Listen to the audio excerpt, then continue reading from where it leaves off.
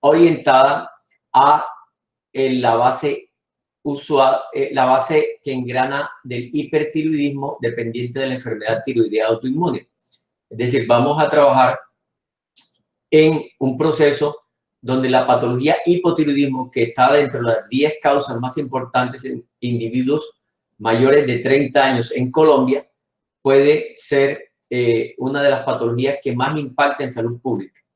Y el hecho de presentar hipertiroidismo, que es una patología mucho menos frecuente, pero que igualmente hace parte en ocasiones del espectro del hipotiroidismo, nosotros podemos revisarla en una segunda fase. De tal manera que para nosotros la patología tiroidea, quiero que la entiendan, es una patología que está asociada a el sistema tiroideo.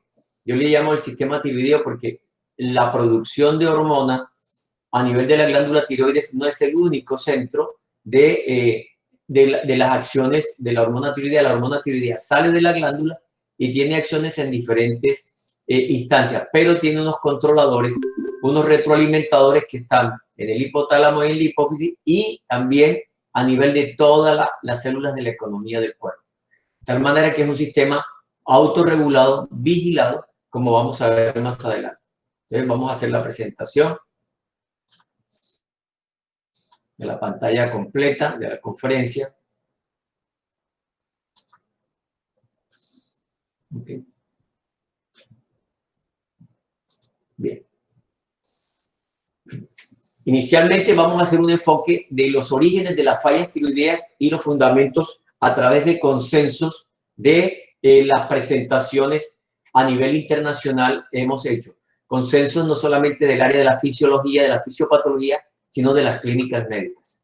Entonces, los consejos europeos, americanos y asiáticos se han reunido, por ejemplo, el Consejo Americano como ATA y el Consejo Europeo ETA son fuertemente evaluadores de las patologías tiroideas. Y con base en estos consensos nosotros hemos sacado un screening, unas orientaciones para identificar la patología tiroidea y cómo se debe tratar. Pero es importante tener primero como fundamento todas las acciones de la hormona tiroidea. Y esas acciones están encaminadas precisamente a identificar cómo actúa la hormona tiroidea, el por qué es fundamental la hormona tiroidea. Indudablemente es determinante la tiroidea y nosotros nos toca discurrir desde la fisiología y desde la bioquímica y la anatomía a los orígenes de la hormona tiroidea. ¿Para qué sirve la hormona tiroidea? O el sistema hormonal tiroideo. Para la fecundidad, o sea, de tal manera que nosotros nacemos porque nuestros padres tienen una muy buena actividad tiroidea. Para la embriogénesis, porque es fundamental que el sistema tiroideo ayude a la parte mitótica, meiótica y a la desdiferenciación hacia la madurez embrionaria, en la maduración del sistema nervioso central, fundamental para el crecimiento de nuestro cerebro, para el mantenimiento del metabolismo energético, para los fenómenos de procesamiento de memoria, para la adaptación al medio ambiente y para el proceso de ir en el decalaje hacia la senescencia. Pero esto nos toca centrarnos de dónde viene, de dónde sale la hormona tiroidea. Indudablemente la hormona tiroidea se origina en nuestra célula, el tirocito, lógicamente en el epitelio columnar que se encuentra en la glándula tiroides y tiene como característica... Doctor. Sí, dígame. La pantalla no se está presentando, la diapositiva. Ok, déjeme mirar a ver un momentico, a ver qué está pasando.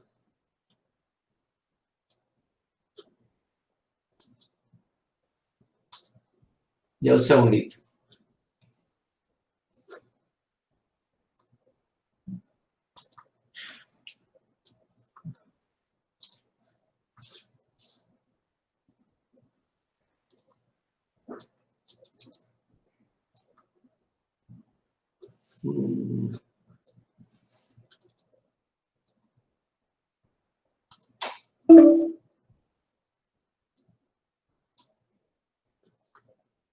Quiero que me informe si ahí la están viendo. No, doctor. Bueno, bien. Ok, momentitico.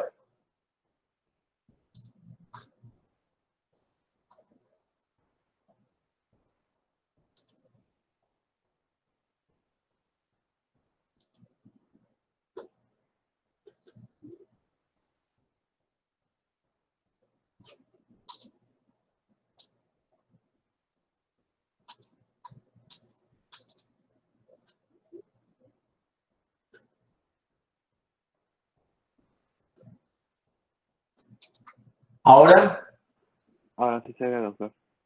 correcto. Bueno, entonces vamos ahora a centrarnos en esto lo que les había hablado, que es importante la hormona tiroidea para la fecundidad, la embriogénesis, la maduración del sistema nervioso, el metabolismo energético, el procesamiento de memoria, la adaptación al medio ambiente y a la senescencia. Fundamental el trabajo en el tirocito, de dónde y cómo actúa. Observen que la glándula tiroides depende de un modulador, un regulador, un activador, que es la hormona estimulante de la tiroides que proviene de la hipófisis. Pero esta hormona estimulante de tiroides, lógicamente, depende también de las concentraciones sanguíneas de hormona tiroidea. Y esas concentraciones sanguíneas estamos, perdón un momentico, que es el decano. ¿Qué momento, María? Bien, gracias. No, era para pedirte, estoy acá con, iba a hacer una presentación con los estudiantes porque tuve una falla en el sistema acá y quería pedirte permiso.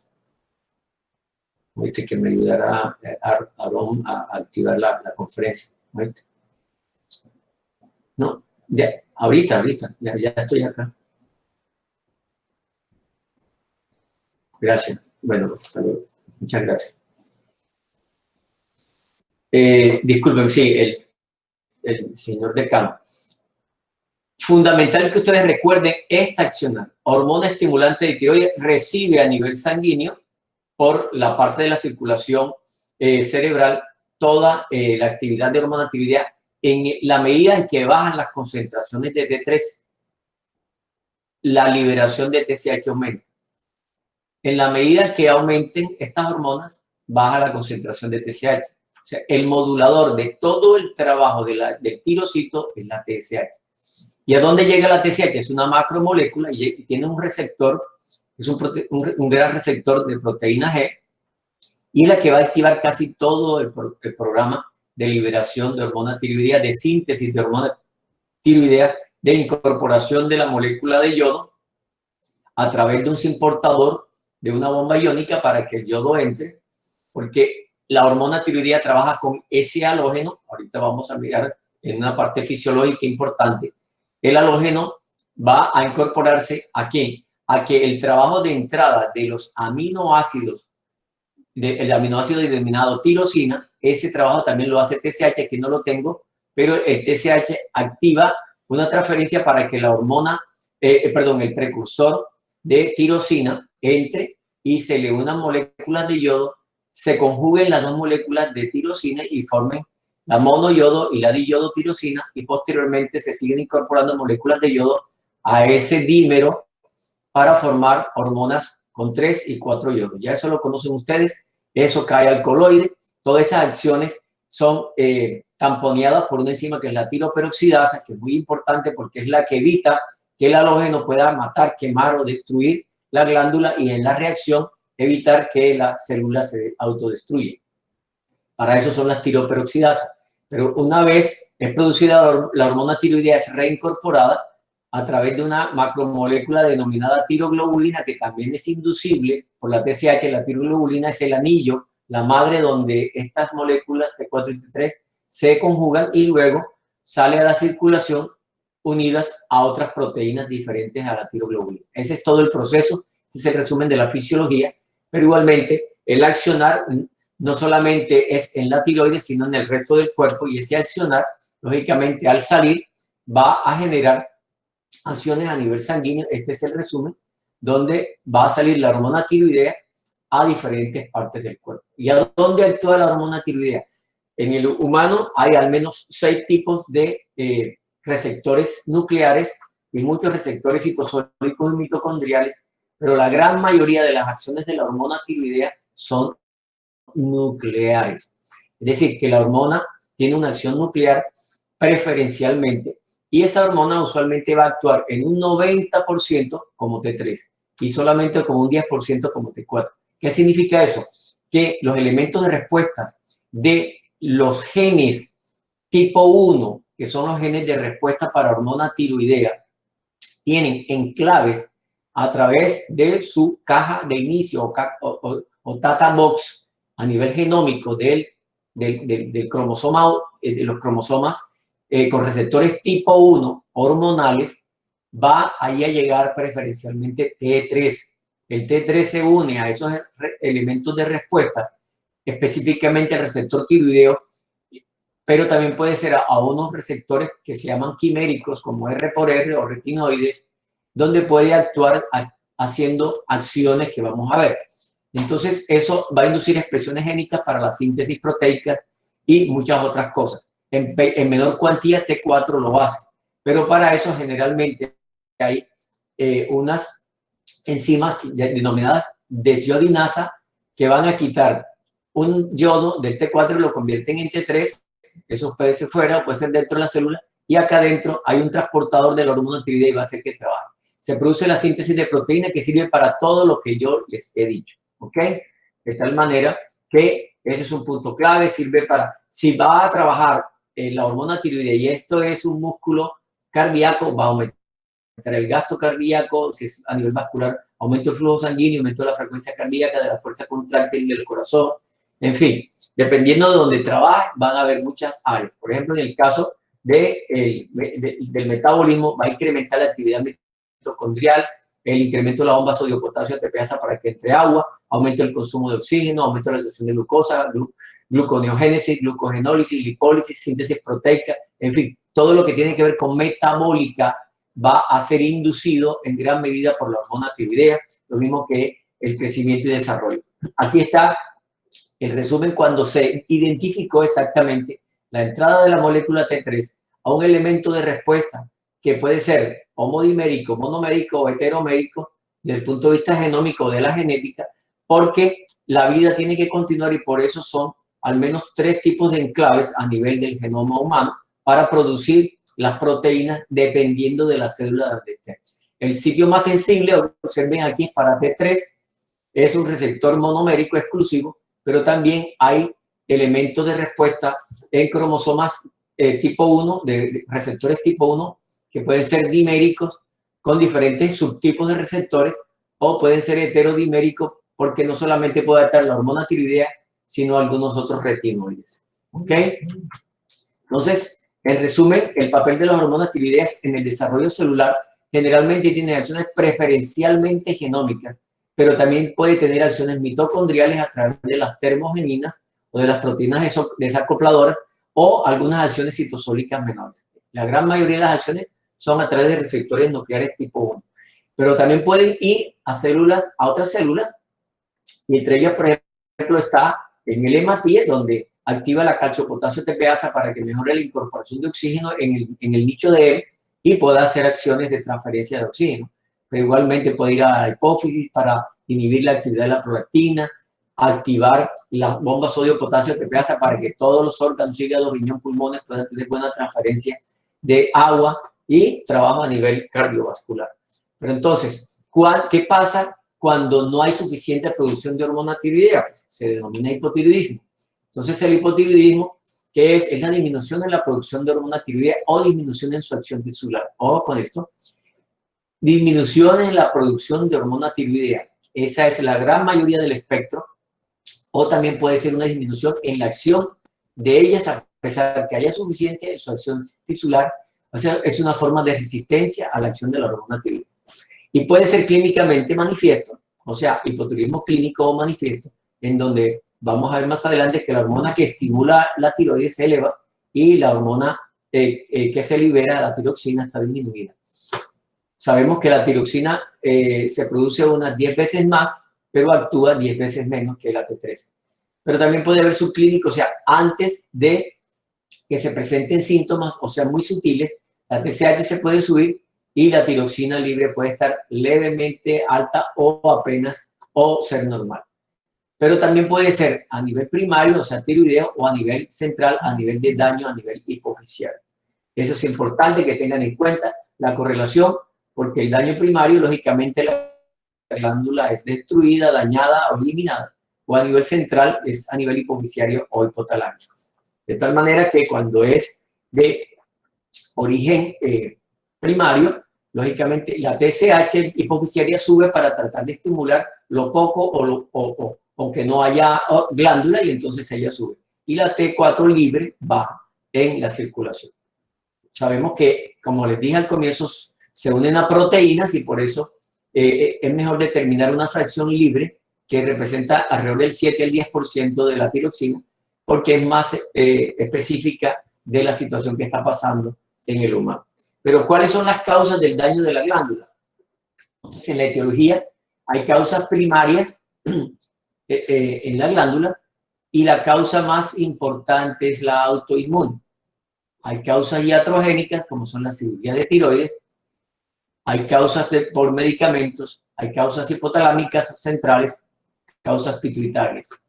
La primera y más importante es la autoinmune, que produce la tiroiditis crónica autoinmune o linfocítica de Hashimoto. Hay otras que son los daños primarios como tiroiditis subaguda, que puede causar hipotiroidismo transitorio silencioso, postparto, que es otro elemento también que es de relativa frecuencia. Pero esta es la más importante, la más frecuente. Luego le sigue la iatrogénica, la producida por terapia por yodo radioactivo, medicamentos antitiroideos, deficiencia o exceso de yodo. Pero también hay, por ejemplo, exposición a la radiación, enfermedades sistémicas, sepsis, enfermedades autoinmunes reumáticas, que haya nacido sin tiroides la persona, defectos en la síntesis hormonal o síndrome de resistencia a hormona tiroidea, que son enfermedades supremamente raras. A nivel central, tenemos tumores o infartos de la pituitaria o cirugía pituitaria, enfermedades infiltrativas como sarcoidosis, linfomas, tuberculosis, infecciosas. También podemos tener a nivel terciario daño en el hipotálamo, porque el hipotálamo es el liberador de la hormona que estimula la TSH, y si no es liberador de estimulante de la TSH, no hay TSH.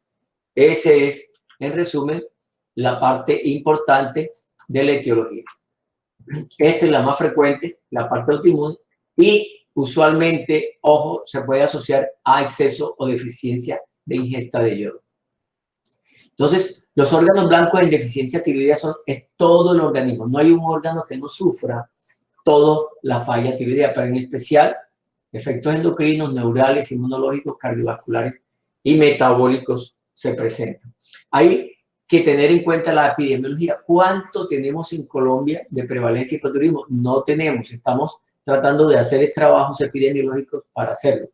Por los datos de los RICS, de los registros de salud, al parecer entre el 7 y el 10% de la población, ojo, alrededor del 7%, puede estar en población mayor, adulta, mayor de 45 años en Colombia, puede estar en falla tiroidea.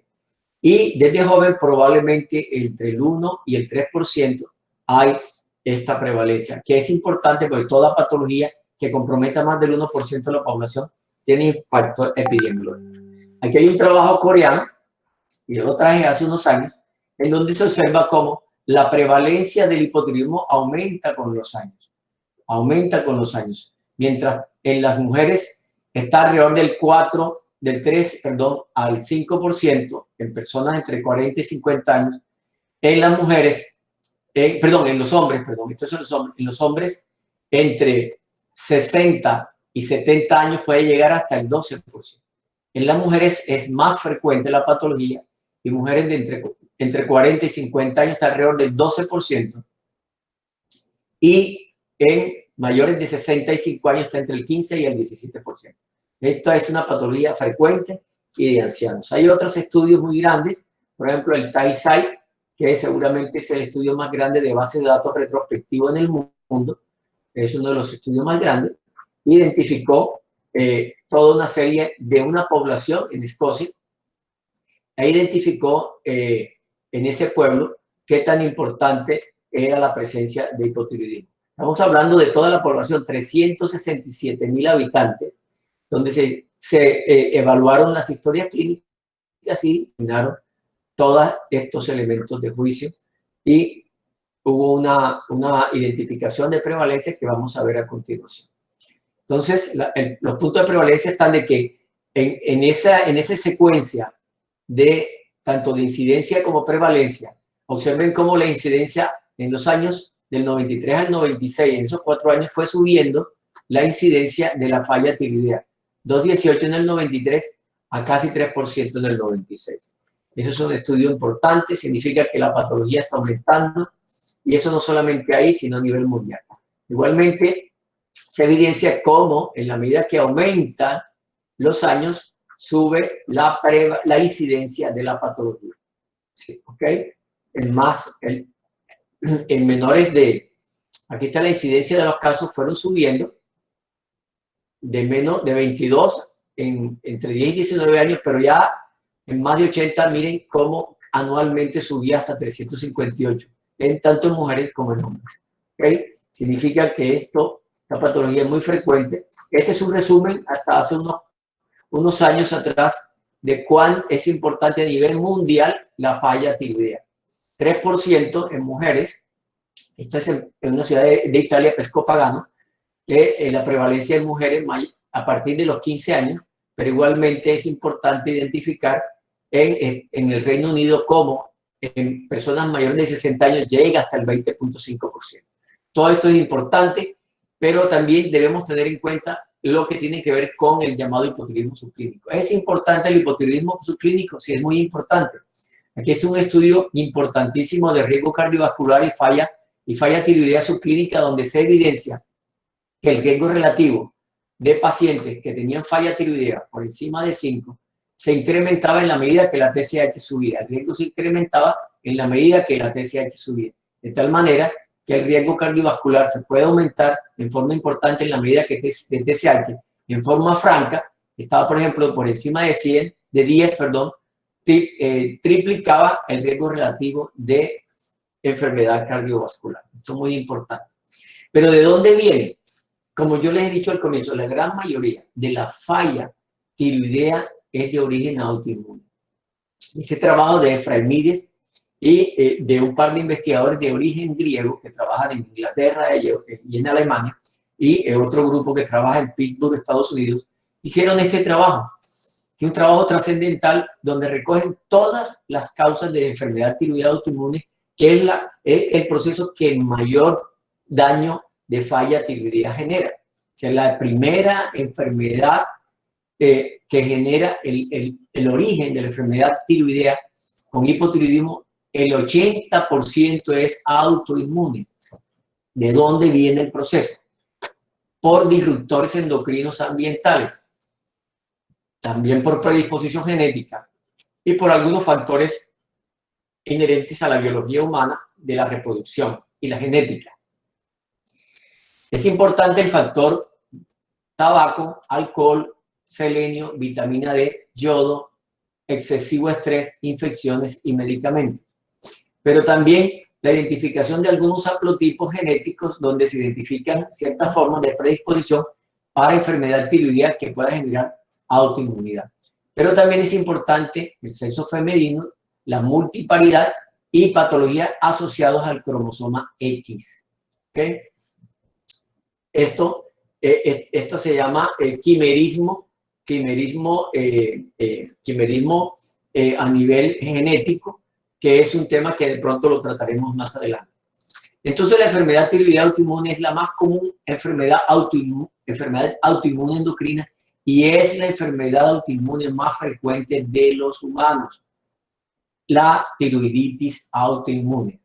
En Estados Unidos ya se sabe que es la más común de todas las enfermedades autoinmunes en humanos, igualmente aquí en Colombia. ¿Okay? Entonces, nosotros, ¿qué vemos a nivel de las patologías?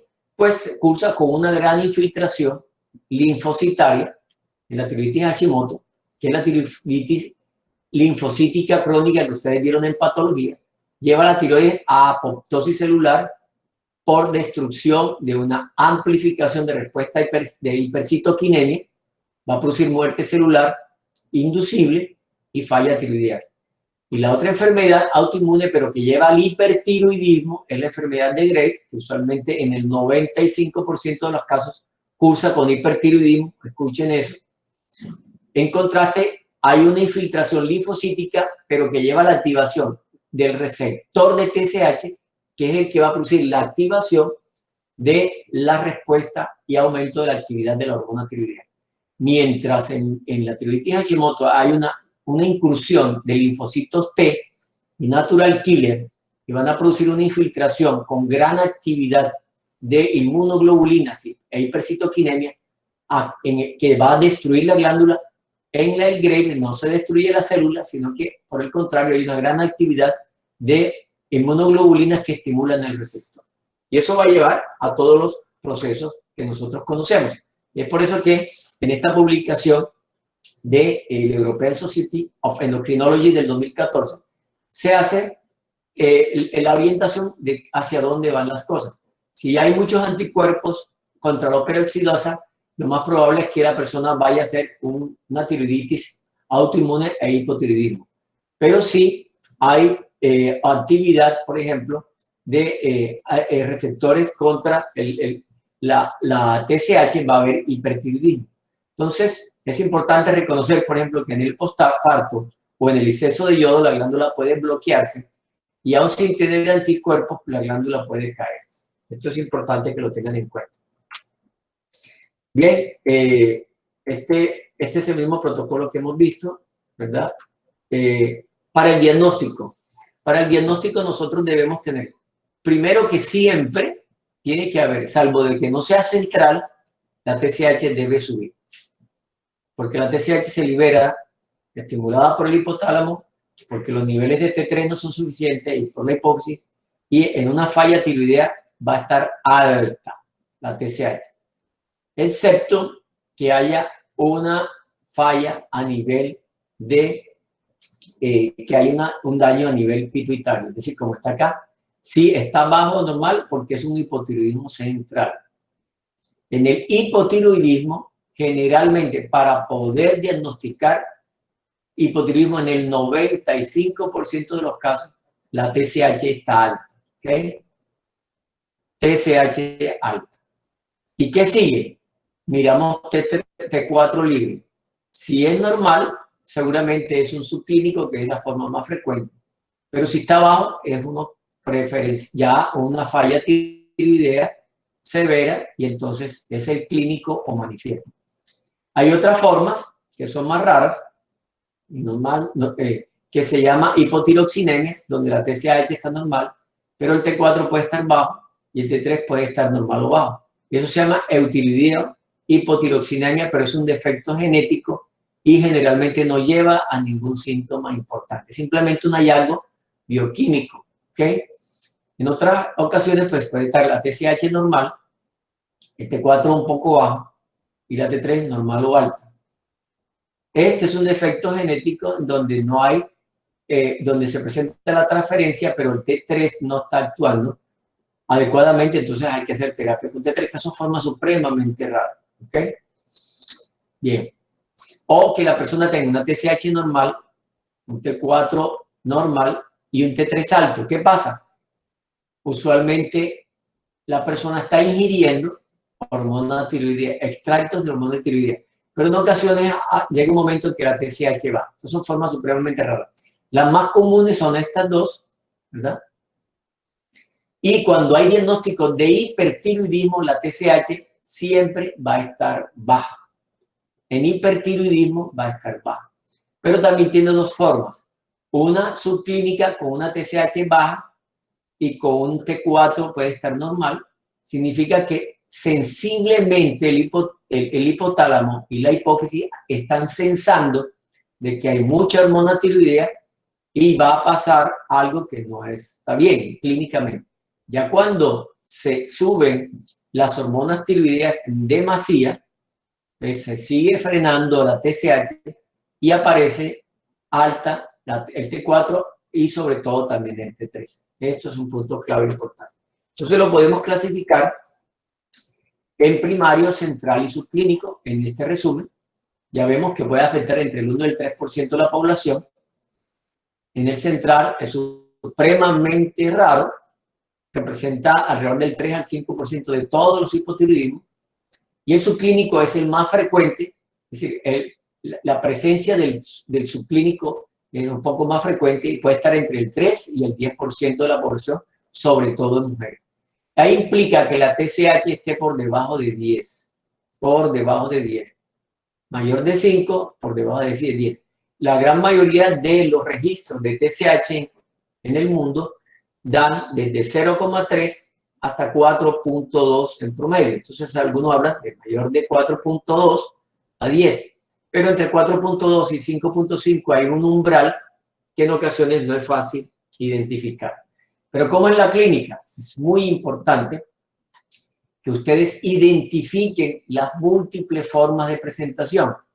Yo he detectado en hipotiroidismo alrededor de unos 25 síntomas y alrededor de unos 20 signos, grandes signos, que pueden ser clínicos a través de la expresión facial, el fenotipo, la característica clínica semiológica, electrocardiográfica, imagenológica, clínica, dermatológica, neurológica, a nivel de la cavidad oral y a nivel también del metabolismo. Pero ¿cuáles son los estándares a nivel internacional? Hay algunos protocolos como el de Billewicz o Billewicz que incluye un score para identificar si la persona tiene o no hipotiroidismo. Entonces, aquí tenemos el índice de Billewicz que indica que si la persona tiene un score mayor de 30, lo más seguro es que lo sugiera, y si es menor de 30, prácticamente lo excluye. ¿Por qué? Porque hay unos síntomas como sudoración profusa, si está presente le damos más 6, si está ausente le damos menos 2. Si hay piel seca, si hay intolerancia al frío, si hay ronquera, son los puntos más importantes. Sudoración, o sea, sequedad en la piel con disminución de la sudoración y ronquera, son los puntos más clave, e intolerancia al frío. Pero escuchen, los signos que son más importantes son movimientos lentos, ojo, movimientos lentos, edema, y el más importante es disminución del reflejo aquiliano. ¿Ok? Perdón. Del reflejo aquiliano. Aquí no alcanza a verlo, pero el reflejo aquiliano tiene 15 puntos. Si hay hiporreflexia del tendón de Aquiles, muy probablemente con una probabilidad mayor del 80% que la persona tiene un hipotiroidismo. ¿Ok? En los ancianos, la hiporreflexia del aquiliano puede disminuir o en personas con lesiones a nivel de la médula espinal. El punto aquí más importante es hiporreflexia, movimientos lentos, edema y piel seca. Hace falta, lógicamente, otros signos como bocio, es importante.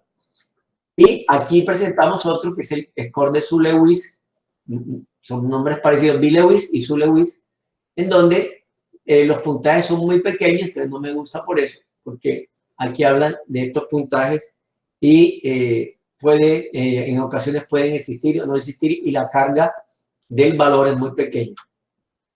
¿Ok? Pero aquí es importante tener en cuenta que la hipoacusia y la ronquera son características clínicas definitivamente importantes y ustedes tienen que tener eso en identidad.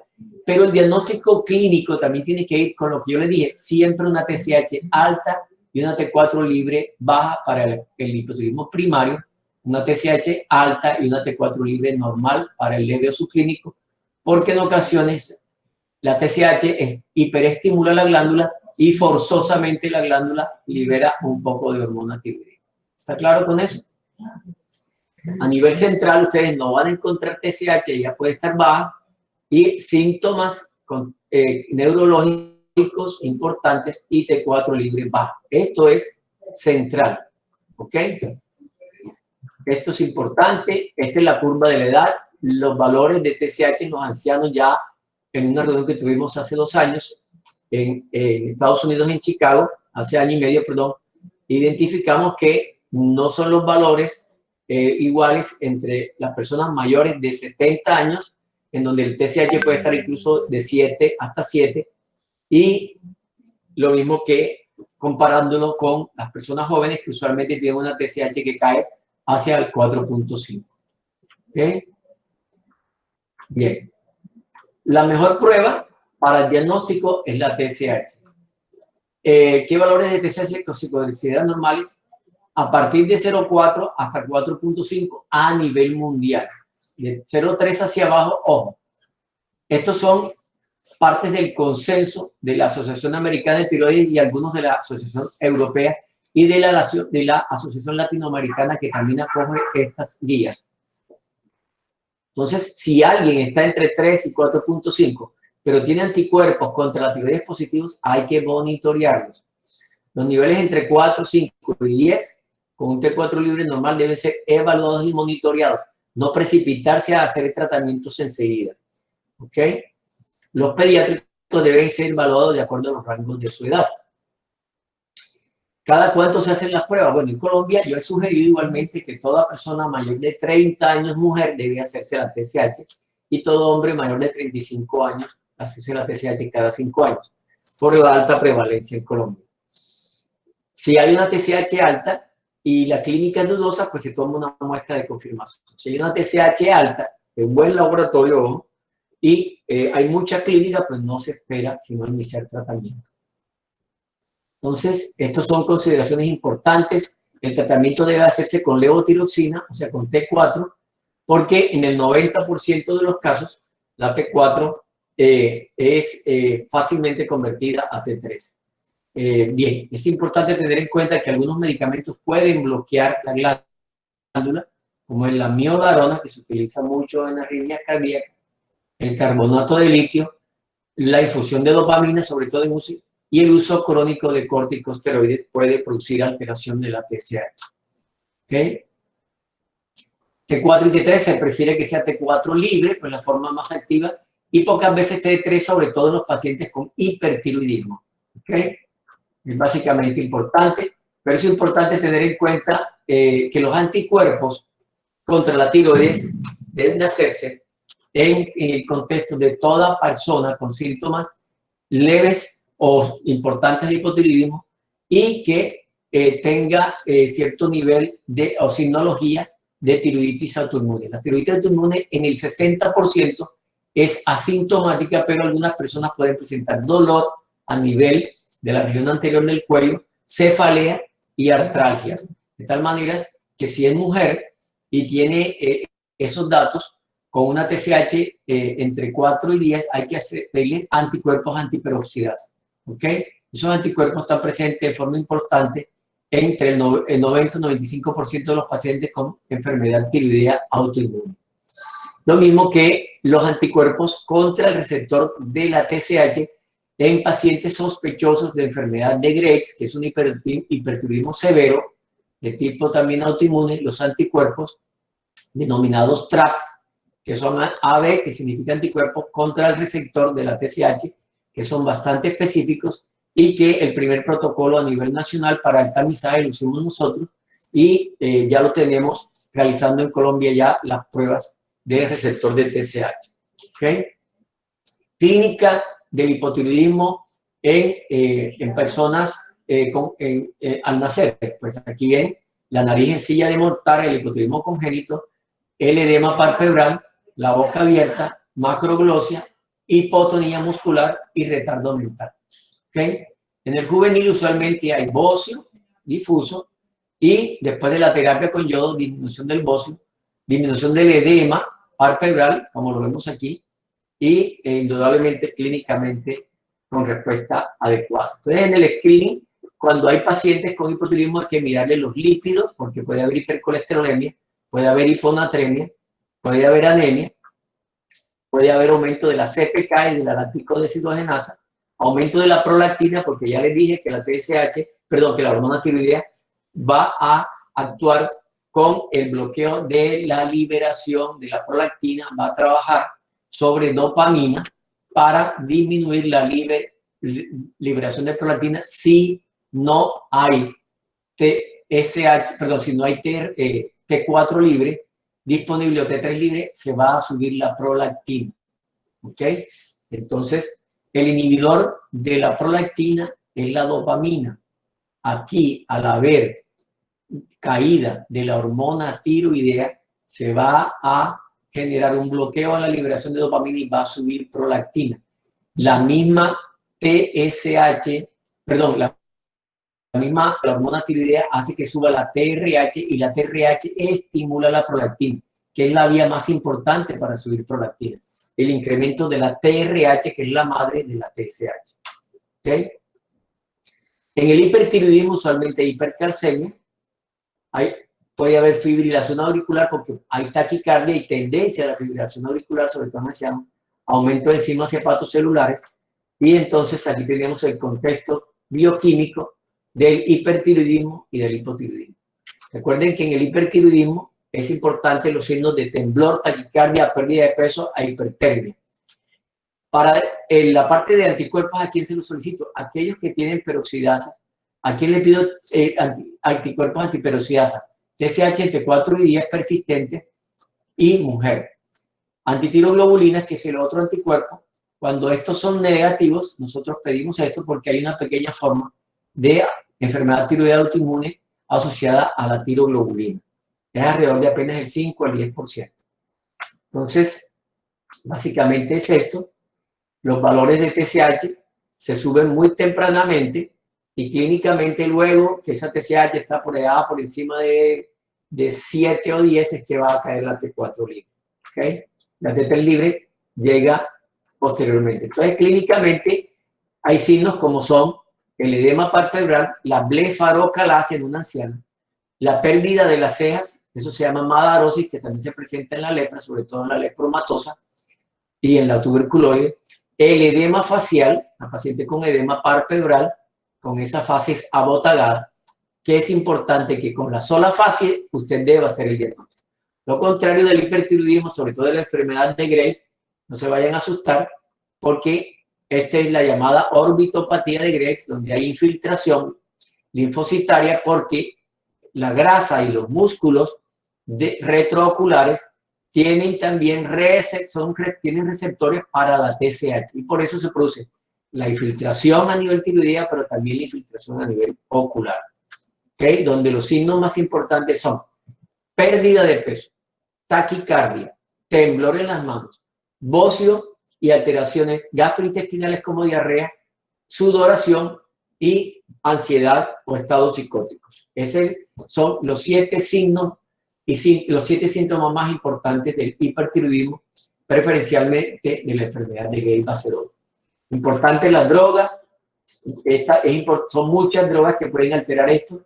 Esto lo pueden revisar en la farmacología, sobre todo en Goodman and Gilman, y todas estas son revisiones de consensos de hipotiroidismo clínico y subclínico de todas estas sociedades, la Americana de Endocrinólogos, la Asociación Americana de Tiroides, la Endocrine Society, el Royal College de Reino Unido y la Asociación Colombiana de Endocrinología, que desde hace años empezamos los consensos, el consenso del año 2012, el último que se hizo fue el del 2018, y donde habla de los puntos de corte de 4.5 hacia arriba con falla tiroidea, pero vigilar mujeres si están mayores de 3. Eso es importante. Tamizaje a personas mayores de 35 años es nuestra recomendación y tanto en la Americana como en nosotros tenemos ese tipo de orientación. Hay que recordar que hay unas patologías asociadas a la falla tiroidea que son fibromialgia, para que la tengan en cuenta, depresión, neuropatía periférica, anemia, infertilidad y disfunción sexual. Esto es importante. Entonces, con esto, quiero que revisemos esto, no olvidar las patologías cardíacas, porque esto puede producir falla cardíaca, porque se altera la contractilidad, porque recuerdan que la actividad de actina y miocina depende de que la hormona tiroidea active elementos de respuesta para la síntesis proteica de estas dos proteínas, sobre todo la actina. Si no hay suficiente actina, la persona puede entrar en falla cardíaca, puede haber también edema y derrame pleural, como vemos aquí en este electrocardiograma, y también puede haber alteraciones en los lípidos porque la hormona tiroidea, tanto a nivel hepático como a nivel muscular y sobre todo a nivel hepático, va a hacer que se produzca glucogenólisis y al mismo tiempo lipólisis y al mismo tiempo va a bloquear la hiperactividad de la síntesis de VLDL, colesterol, para que va a entonces evitar que se produzca un incremento del LDL y por ende una hipercolesterolemia. Esto es importante que recuerden esto. Usualmente nosotros, los clínicos que manejamos patología tiroidea, debemos utilizar dosis entre 0,5 hasta 3 microgramos por kilo, pero estas dosis altas de 3 es en los niños y la dosis promedio está entre 0,5 y 1,5 microgramos y hay que hacer ajuste de dosis-respuesta. La suplencia es exclusiva, no es exclusiva de los especialistas, pero el inicio del tratamiento con hormona de tiroides debe ser supervisado por el especialista. ¿Okay? Entonces, ese es el tratamiento, tener en cuenta que la hormona tiene una vida media de 7 días y por eso los ajustes hay que hacerlos lentamente y hay que hacerle igualmente unas recomendaciones a los pacientes porque la suplencia exógena tiene el problema de que si se da con alimentos no se absorbe bien, un 70% se absorbe sin alimentos, o sea que si se come, entonces esto va a caer muchísimo. Y es importante tener en cuenta que si las dosis se pasan, puede haber un incremento de riesgo de fracturas y en individuos que tengan TSH menor de 0,1, yo diría que de 0,3 y mayor de 60 años hay mayor riesgo de fibrilación auricular. ¿Okay? Entonces, esto para terminar. E igualmente, quiero tener en cuenta que ahora pues tenemos unos 5 minuticos de preguntas. ¿Okay?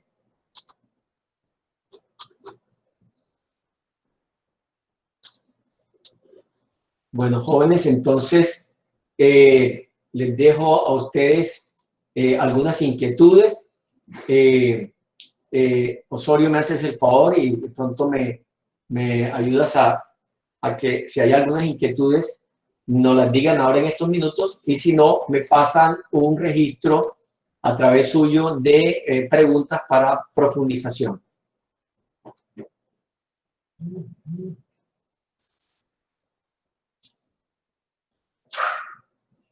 Profesor, yo encontré que en el embarazo, por ejemplo, hay un aumento de la globulina fijadora de tiroxina. Entonces explicaban que esa es una de las causas por las cuales en mujeres con hipotiroidismo se aumentaba la dosis de levotiroxina. ¿En cuánto más o menos se aumentaría la dosis en caso del embarazo? Correcto, esa es una buena pregunta. En el embarazo, el organismo trata de ahorrar energía, el organismo trata de aumentar aumenta la síntesis proteica y si la hormona libre está más capturada con la proteína de transporte, hay menor biodisponibilidad a nivel celular. Sebastián, la respuesta a eso depende de qué tanto se incremente la proteína transportadora y eso implicaría una menor biodisponibilidad. De tal manera que en el embarazo nosotros también medimos la tiroxina total, la unidad proteína y la libre. ¿Cuánto es eso? Generalmente, de acuerdo a mi experiencia en los últimos 25 años que hemos estado haciendo tratamientos para eso, casi nunca subimos más del 30% de la dosis. Raras veces subimos más del 50%. Pero eso hay que titularlo. No se puede decir, mire, súbele de tal a tal. No, no. Eso no puede ser al ojo ni empíricamente. El incremento de la dosis que debe hacerse, generalmente eso sucede después del primer trimestre del embarazo. Usualmente está entre el 10 y el 30%, pero eso es evaluada los niveles de TSH, de T4 y T4 libre y total. Y uno va ajustando la dosis cada 4 o cada 6 semanas. Pero es importante esa pregunta. Profe, y otra pregunta. En caso de que yo tenga un paciente con características de hipotiroidismo, pero me presente una hipoacusia, ¿pensaría más yo en un hipotiroidismo o en un síndrome de Pendren, que es cuando la pendrina del transportador no está funcionando? O sea, me dicen que es muy característico en el síndrome de Pendren la hipoacusia, y como en el hipotiroidismo no es tanto, creo yo, entonces no sé en qué se pensaría primero en ese caso. Correcto, Sebastián. En el síndrome de Pendren hay una alteración de la neurotransmisión en general, pero específicamente mucho más en el octavo par. De tal manera que hay que tener en cuenta lo siguiente. No se encuentra hipoacusia generalmente porque no se busca. Si cogemos 100 pacientes hipotiroideos clínicos, por lo menos en el 50% van a haber una disminución en los potenciales evocados del nervio acústico. En el caso de Pendrive es mucho más evidente esta disminución de la neuroconducción porque está asociado a unas fallas de esa zona, de ese tejido, del tejido neuronal periférico, en especial de los nervios de los pares craneales y muy sensiblemente por características que no están muy claras y al parecer de una inducción genómica de los núcleos de salida del nervio acústico. Pero es importante aclarar eso, de que en esta patología es mucho más frecuente. Pero la hipoacusia se presenta, es importante tenerla en cuenta. Muchas gracias. Gracias. ¿Algunas otras preguntas? Doctor, yo tengo una pregunta. Estuve leyendo que el hipotiroidismo se asocia con el síndrome de túnel del carpo, pero no me queda claro, o sea, primero, ¿por qué mecanismo conduce a desarrollar síndrome de túnel del carpo? Y a esos pacientes que lo desarrollan, ¿cómo se les daría manejo? Bien.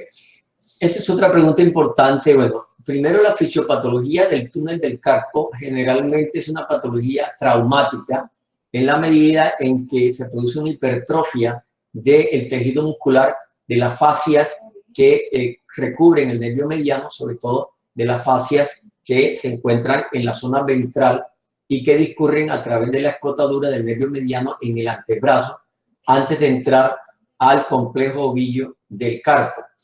Generalmente en el síndrome del túnel del carpo no hipotiroideo, el excesivo uso de las manos, sobre todo eso se presenta mucho en las manos de mujeres que exprimen mucho, trabajan tejiendo y eso va a producir un bloqueo, un estrangulamiento del nervio mediano. Ahora, en la falla tiroidea hay usualmente sobrepeso y se va a aumentar la infiltración de glucosaminoglicanos y de algunas otras moléculas hidrofílicas proteicas y eso va a infiltrar también el nervio. En el hipotiroidismo se incrementa la síntesis de glicosaminoglicanos y de algunas otras moléculas similares alrededor del nervio mediano y va a haber más tendencia hacia el túnel del carpo en aquellas personas, sobre todo mujeres, que tienen estas características desde el punto de vista laboral.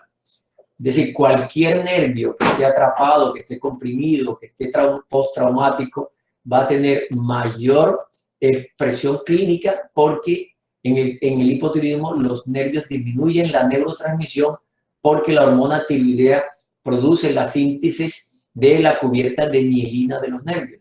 Entonces, como no hay suficiente mielina, la neurotransmisión en saltadera, que se presenta sobre todo en los nervios tipo A, que son mielínicos, se va a ver disminuida. Es por eso que se produce este problema. Gracias, George. Doctor, yo tengo una pregunta también. Muy bien, Valeria. El hipotiroidismo clínico, pues lo que tengo entendido es que es bastante común y que pues claramente se diagnostica porque como es asintomático gracias a la TSH que está aumentada y la hormona tiroidea. En ese sentido, ¿cómo o en qué pacientes en consulta general uno tendría que mandarle el examen para poder diagnosticar el hipotiroidismo subclínico? Es decir, eso es como que dice uno, bueno, si yo no te tomo la temperatura, no sé si tienes fiebre. Precisamente es subclínico porque prácticamente no tiene síntomas. Entonces, con la expertise y nuestra experiencia, usualmente hay unos sutiles síntomas muy inquietantes, que son bizarros también, que usualmente puede presentar algo de cefalea, tendencia a la neuralgia, cansancio, porque la neurotransmisión es la que más habla. Leve aumento de peso. Entonces, con esa sutilidad, nosotros pedimos la hormona tiroidea, y sobre todo si es mujer. Pero igualmente, ¿por qué es mujer? Porque también gran parte de la autoinmunidad que yo he observado a través de muchos años de experiencia es que la alta carga de estrógenos también puede aumentar la autoinmunidad y va a presentarse mayor frecuencia en mujeres consumidoras de anovulatorios con alta carga, sobre todo inyectables, y en las multíparas. Esas son las mujeres donde uno usualmente está haciendo los tamizajes y encuentra que en un porcentaje hasta el 10% tienen hipotiroidismo subclínico. Pero es simplemente la acuciosidad del buen clínico que va a hacer el examen. Y se le manda, lógicamente, si la TSH está por encima de 4.2, ahí toca trabajar eso. Gracias, doctor.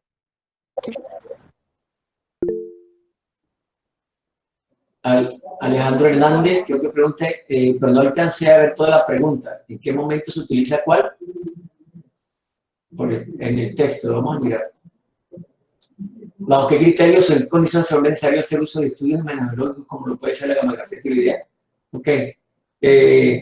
A ver, la gamografía es un estudio dinámico de la fisiología y de la fisiopatología tiroidea, porque es un trazador que usualmente está en necio o hechodo, y entonces ese marcador va a estar, entra, se le coloca un trazador radioactivo y entonces vamos a nosotros a evaluar y mirar cómo está funcionando la glándula. O sea, es un estudio funcional menos anatómico. Entonces, generalmente las gamografías las estudiamos no para el hipotiroidismo, porque para eso es mejor la ecografía, para ver si tiene anticuerpos positivos y uno palpa nodularidad, le manda la ecografía. Si es hipertiroidismo y uno quiere ver si es un nódulo único o si es un nódulo, si es una enfermedad multinodular o una rara enfermedad como de las que producen nódulos multinodulares hiperactivos o la enfermedad de Plummer, por ejemplo, o el Marín-Lehart, que es otra forma de hipertiroidismo que se identifica por gamografía, entonces la ordenamos. Es más importante la gamografía en el hipertiroidismo más no en el hipotiroidismo. Solamente le identificamos en alguna fase que queremos ver si hay una tiroiditis viral, por ejemplo, en donde no capta nada, ¿sí? Lo podemos usar como complementario. Pero no es un estudio que usualmente lo ordenemos.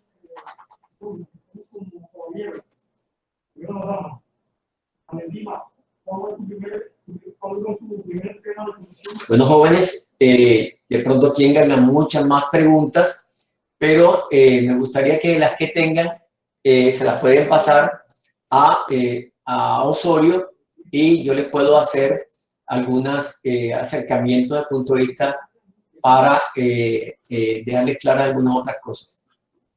¿Ok? El otro detalle es que, bueno, hay unos trabajos o resúmenes complementarios que quiero dejarles con el doctor Bello o con el representante de ustedes para que hagan profundización en clínica tiroidea. Cuando tengamos la posibilidad de abrir el hospital universitario, que muy probablemente en un par de meses podamos estar ya allí, pueden ustedes acceder a que nos acompañen en las rondas clínicas del hospital. Así que estoy pendiente de que una vez que tengamos el hospital abierto, podamos nosotros ir y que la universidad nos dé la autorización para ir a ver los casos clínicos allá, sobre todo hospitalarios. Si no es más, entonces me despido de ustedes y les agradezco la asistencia. Le agradezco a Osorio para que me haga el registro de los asistentes porque es importante retroalimentar quienes estuvieron acá en la actividad. Si no hay más preguntas, entonces nos estamos viendo y cualquier cosa me escriben. Muchas gracias. Gracias, doctor. Hasta luego. Gracias. Que esté muy bien. Bueno, Osorio me escribe ahorita, por favor.